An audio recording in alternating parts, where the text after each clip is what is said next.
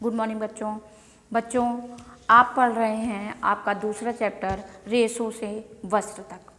तो जिसमें आपको बताया गया था कि वस्त्रों के रेशे कितने प्रकार के होते हैं और रेशम के जो रेशे होते हैं उनका कैसे निर्माण होता है और कैसे उनका उपयोग किया जाता है, इसके रेशम के अच्छे रेशम के क्या गुण होते हैं।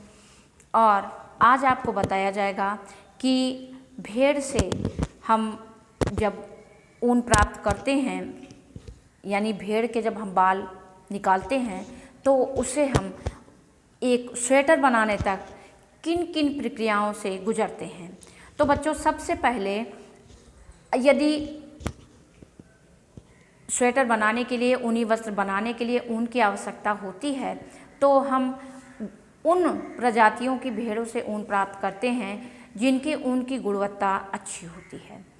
ऊन भेड़ के बाल से प्राप्त किए जाते हैं और उनके बालों को काटने से लेकर वस्त्र बुनने तक कई जो प्रक्रिया होती है वो कई चरणों में बच्चों पूरी होती है। तो सबसे पहले हम भेड़ के बाल काटे जाते हैं। बालों को हटाने के लिए भेड़ के शरीर को सेव करने को कतरना या काटना कहते हैं। सामान्यतः एक भेड़ के जो बाल होते हैं बच्चों वह वर्ष में एक ही बार उतारे जाते हैं, लेकिन यदि ऐसा स्थान जहाँ पर गर्मी बहुत अधिक पड़ती है उन स्थानों पर वर्ष भर में 2 बार भेड़ के बाल उतारे जाते हैं। पहले बालों को हाथों से उतारा जाता है, परंतु अब इस कार्य के लिए मशीनों का प्रयोग किया जाता है। विद्युत मशीनों की सहायता से एक दिन में लगभग 200 भेड़ों के बाल उतारे जा सकते हैं। एक कुशल कारीगर आधुनिक मशीन द्वारा केवल 2.5 मिनट में एक भेड़ के बाल उतार सकता है।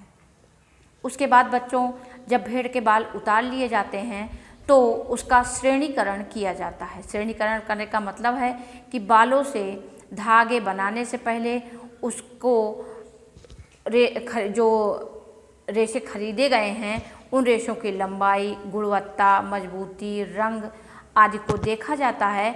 उसके बाद उनको अलग अलग किया जाता है। उन जो सर्वोत्तम ऊन के रेशे होते हैं वो बारीक, मजबूत, लंबे और सफ़ेद रंग के होते हैं। उसके बाद बच्चों इन प्राप्त जो बाल हैं उनकी धुलाई की जाती है और ये बाल जो धुलने की प्रक्रिया है वह मिल में की जाती है। यहाँ पर छटाई करने वाली मशीन को पहले इन्हें मोटाई के अनुसार अलग अलग किया जाता है, फिर इनको धोया जाता है जिससे इनकी जो चिकनाई है, जो धूल मिट्टी है और गंदगी है वह साफ कर दी जाती है। धोने के बाद ऊन को रोलरों की सहायता से निचोड़ा जाता है और निचोड़ने के बाद बच्चों इन्हें सुखाया जाता है और इसके बाद इन ऊन को यानी इन बालों को रंगा जाता है। अब इनकी रंगाई के लिए विभिन्न रंगों से इनकी रंगाई की जाती है और इसमें कुछ मात्रा में तेल भी मिलाया जाता है, जिसके कारण जो इनका जो सॉफ्टनेस है, जो लचीलापन है उनका वह बना रहता है। इसके बाद बच्चों तब इतने प्रोसेस करने के बाद इस बाल के इस ऊन का अब धागा बनाया जाता है। इसे पहले सुलझाया जाता है और उसके बाद फिर इसका धागा बनाया जाता है और उसके बाद यानी धागा बनने के बाद तब इसकी बुनाई की जाती है। फिर इससे वस्त्र बनाए जाते हैं, कंबल बनाए जाते हैं, गलीचे बनाए जाते हैं, यानी कि इसके फिर बहुत सी चीज़ें बनाई जाती हैं। और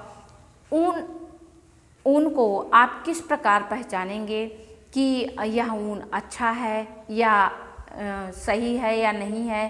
तो अच्छे ऊन के जो गुण हैं बच्चों वह इस आपको बता रही हूँ। आप भी अच्छे ऊन की पहचान कर सकते हैं कि जो अच्छा ऊन होता है बच्चों वह शीघ्र आग नहीं पकड़ता और यह धूल को भी रोक लेता है। इसे यह फैलाने पर या खींचने पर पुनः अप्रिय जो आकृति है वह उसको पा लेता है। यानी आप समझ रहे हैं कि इसमें ऊन में प्रत्यास्था का गुण होता है। जब आप इसे खींचेंगे तो यह खिंच जाएगा और जब आप इसे छोड़ देंगे तो यह फिर से अपनी पहले वाली अवस्था में आ जाता है और यह आसानी से रंगी जा सकती है, यानी इनको कलर आसानी से किया जा सकता है। उनका क्या क्या उपयोग है, तो उपयोग इसके बहुत सारे हैं। आप सबको भी पता है कि हम ऊनी वस्त्र, स्वेटर, जैकेट, कंबल, मफलर, स्कार्फ और इसके अलावा भी इसके बहुत सी चीज़ें हम मतलब पहनने के अलावा भी हम इसके गलीचे बनाते हैं और भी कई चीज़ें, कंबल, दरी और अन्य चीज़ें भी इसका ऊनी उपयोग करते हैं। मोजे हैं, दस्ताने हैं, इनका हम उपयोग करते हैं। तो इसका जो ऊन है बच्चों, इसका हम विभिन्न तरीके से ओढ़ने में, पहनने में यूज करते हैं।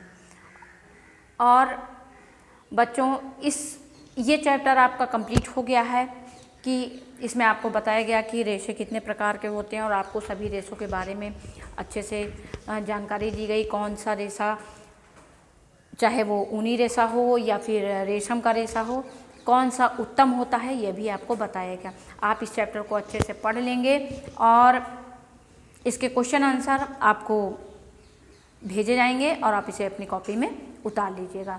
Thank you.